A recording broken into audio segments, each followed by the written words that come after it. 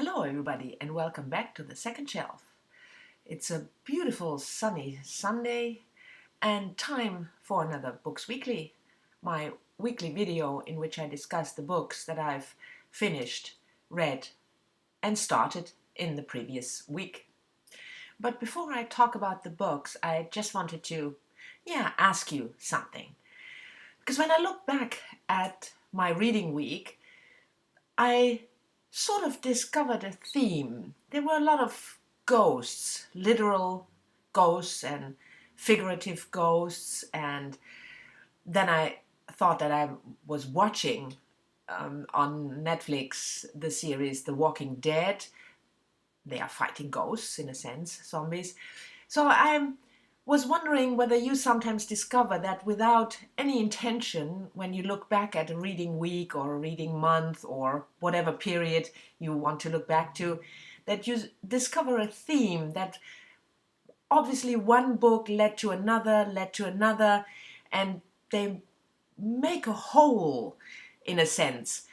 But that's just some random babbling about my reading week, and I'm interested whether you have the same experience, that sometimes books seem to fit together when you look back. But on to the books.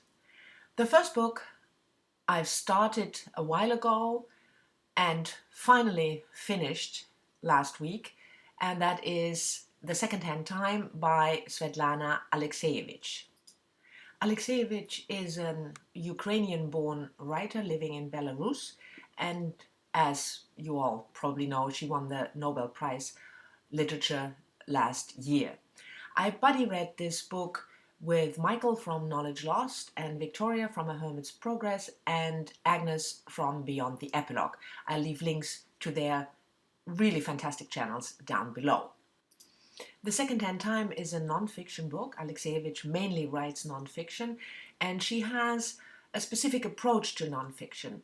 She has been working as a journalist for a long time, and so her non-fiction is always a collection of interviews that she did around a certain theme. And in The Secondhand Time, she interviewed people from the former Soviet Union, communists, Democrats, people who worked for the party, people who protested, people who were housewives or artists. And she collected those interviews between the years of 1992, when Yeltsin took over, until 2012.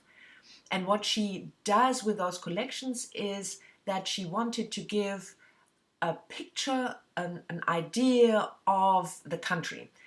And that works really well, because all those stories from all those individuals, although they are very different at times, a different view on the ex-Soviet Union, you get the sense of a country, the sense of the history. It's at times a very harrowing read, because there's a lot of hardship in those stories, a lot of death, a lot of suicide, and it's a good book to read as a buddy read, because it helps you if you can discuss, at least that's what I felt, it helps you if you can discuss the pieces with other people.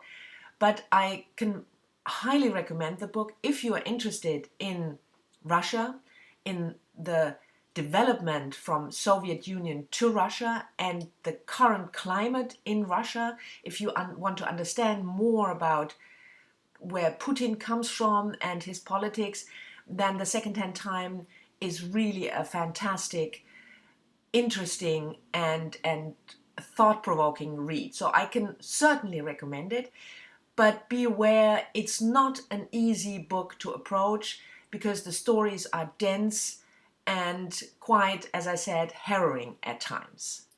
From fighting the ghosts of the ex-Soviet Union onto my second book, Hilary Mantel's memoir, Giving Up the Ghost. Hilary Mantel obviously doesn't need an introduction as an author, so I will focus on the book. Giving Up the Ghost was written and published years before Mantel was so successful and internationally recognized with her Thomas Cromwell books. and it focuses on two themes: her early childhood with a sort of muddled divorce when her parents split up, and the relationship to her stepfather, whose last name she finally took. And the second theme she focuses on is her chronic illness. Mantel suffers from endometriosis, which is a very painful and debilitating chronic illness. I'll leave a link to the Wikipedia page down below if you want to read up on it. And what is interesting and really horrible to read is how she was for years and years misdiagnosed. The illness started in her early 20s, late teens, early 20s, and she was first diagnosed having a psychiatric illness. She was giving antipsychotic drugs, which had all kinds of side effects you don't want to experience. And in the end, she more or less self-diagnosed when she was living in Africa and reading up on in medical books.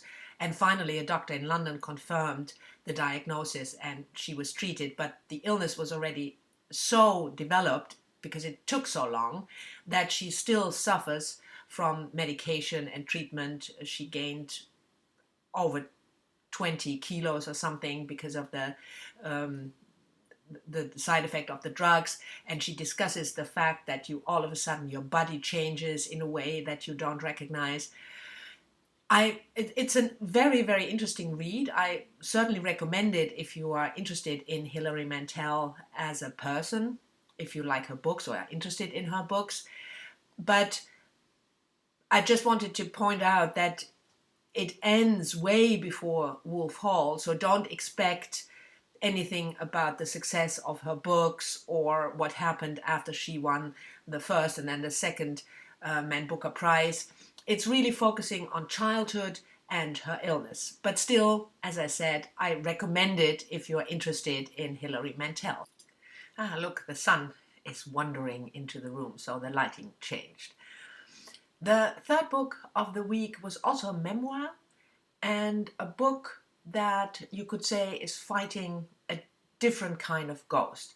And I'm talking about Amélie Nothomb's book, The Life of Hunger.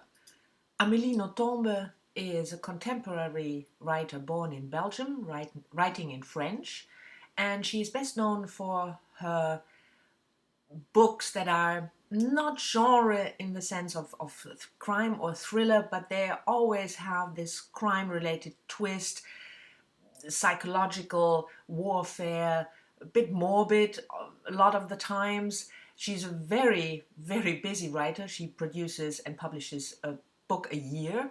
So if you have never heard of her and you're interested, or it sounds interesting to you, check out her books. But I read her memoir, The Life of Hunger, which she published, I believe, in 2007.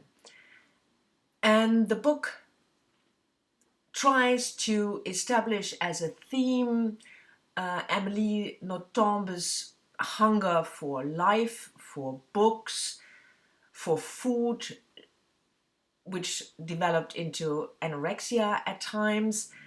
And although I always enjoy Nothomb's writing and the book is really superbly written, I had mixed feelings about it, because the book touches on so many important and difficult themes, but it does not do more than touch. There are sentences in there that she tried to commit suicide when she was 3 years old, and that's not reflected upon or deepened in any sense. So I was left, mostly baffled and a bit disappointed. And it's certainly a book that I would ask you, if you've read it, what you thought of it, because it left me so mixed and so undecided whether I thought it was a good book or not. So if you've read it, please let me know. And the last book of the week is a book that I've just started yesterday night, and that's Victoria, or V.E. Schwab's Vicious.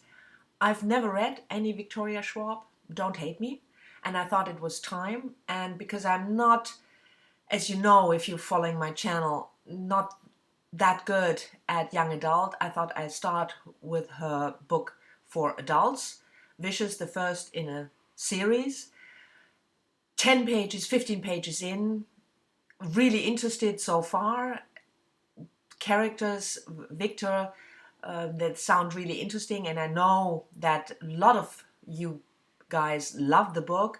It has fantastic reviews on Goodreads, so I'm really looking forward to it, but I can't say much more than that I've read 15 pages of it. So this was it for today, for my week in books. Please let me know what you've read, if you read any of the books I mentioned or any other book, or leave any other comment. And I hope you enjoyed the video, and I'll see you all next time. Bye bye.